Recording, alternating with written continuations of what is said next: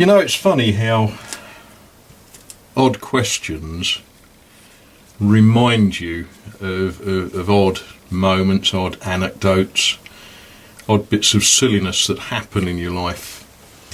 And it caused me to think about a time when I was with a crowd of Americans, nice blokes, young fellas, and we were in the custody is the wrong word. How shall we put this? We were being looked after by a Dutch Air Force officer, and this Dutch Air Force officer thought that the best place to look after us was in a bar in Holland, in the Netherlands, and they looked after us very, very well. And every time a glass looked like it was nearly empty, another glass was placed in front of us. And we were chatting and carrying on as young men do when there's more beer than brains. And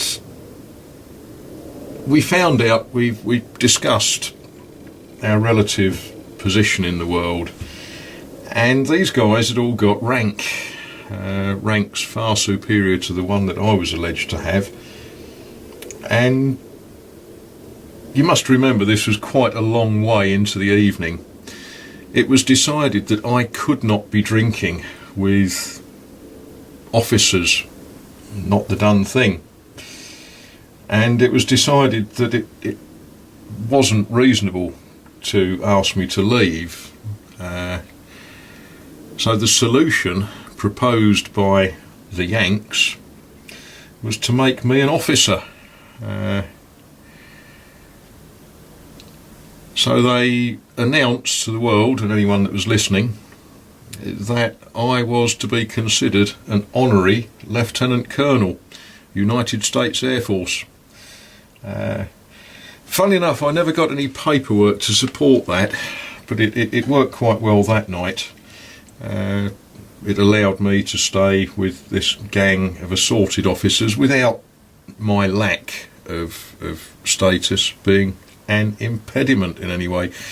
So there we have it, folks. I am an honorary Lieutenant Colonel, United States Air Force.